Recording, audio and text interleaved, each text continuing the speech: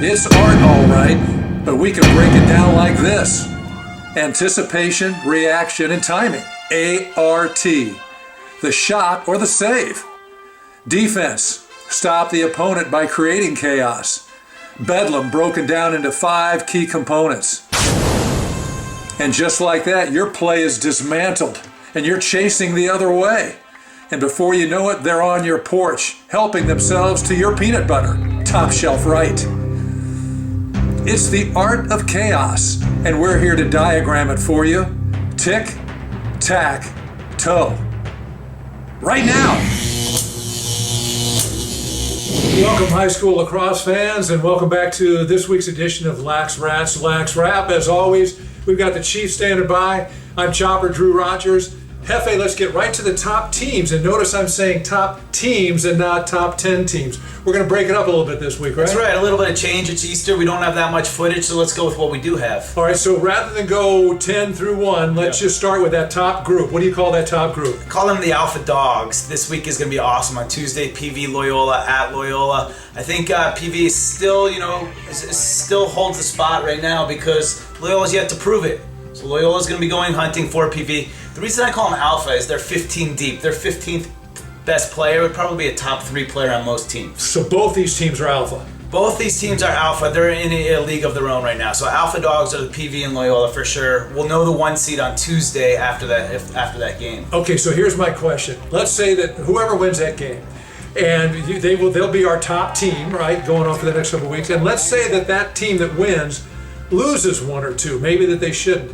And you're going to be in the seeding committee. How do you treat that? Let's say that Loyola gets a head-to-head victory over PV, and then Loyola drops 1 or 2 after that. Who's your number 1 seed? It's going to be PV or Loyola. Those teams are so deep, so talented, so well coached.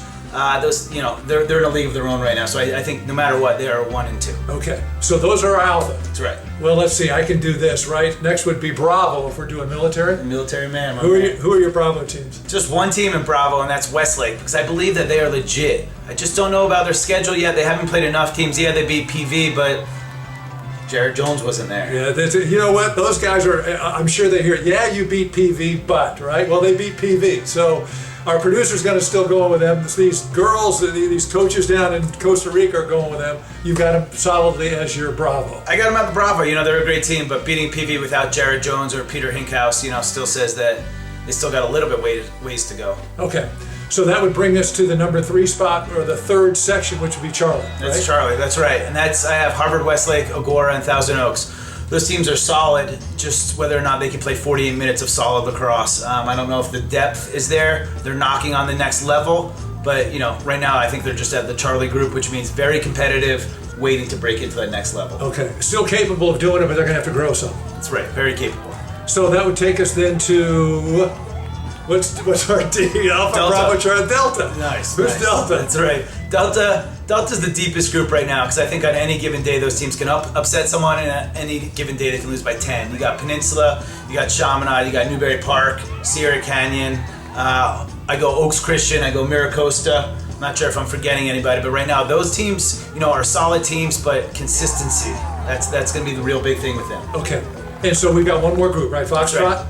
Now you got the Foxtrot. Great name. Would love to be in that group just to be Foxtrot, right? You want to be running with those guys. And those are the guys who have been around long enough. The Culver Cities, Crespies, Brentwood, West Ranch, Palisades. So those are the teams that are good. They have 1 or 2 really good guys, and then a lot of guys that are capable. And they'll be in the tournament.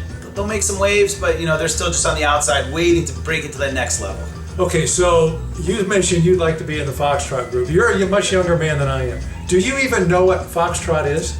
Hello and welcome to How to Dance with Kevin and Karen. Now today we're going to be teaching you a lovely ballroom dance called the Foxtrot. I love the Foxtrot. No. Okay, so if you're as old as I am, Foxtrot's a dance. I never did it, but my parents did the Foxtrot. Yeah. They were out there, trotting around like foxes. So.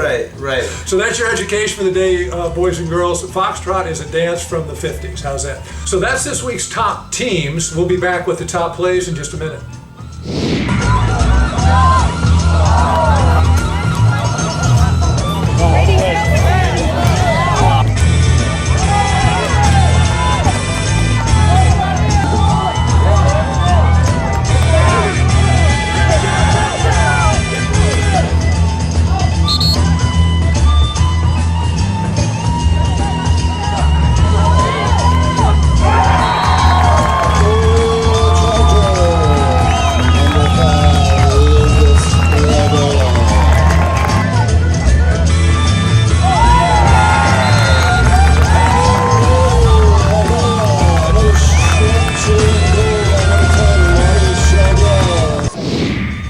now we are back with the top 10 plays, Chief, and let's just kick it right off with number 10. Let's take a look. First of all, relentless double team at midfield, right? Kid breaks that. Not going to be stopped. Little dish off, and don't forget the finish. Okay. Okay, from behind his own net, number 9. This looks like a punt return. He's at the 20. He's at the 30. He could go all the. Yeah. Forward lateral. And the finish. Coming in at number 8 from X. This is just hard work here. Well, it's relentless, right? Near side, no luck. Far side, no luck. Two guys run into each other. Just keep going. Set him and rip it. That kid works hard. I like his game. Coming in at number 7, let's give this number 50 some credit because a lot of this is just pure hustle. Got the legs to bring it all the way up the field. Stop, go, bounce, bounce, through. He's not really that fast, is he? I don't know. But no angle. Yeah, watch the angle here. Are you kidding me? Oh. Physics. Now, Palos Verdes first, you get the steal. And they can turn it around so quickly on you. This is what they do. They just get the ball, they get it out running, pass to the open guy. Great pass to set up the goal.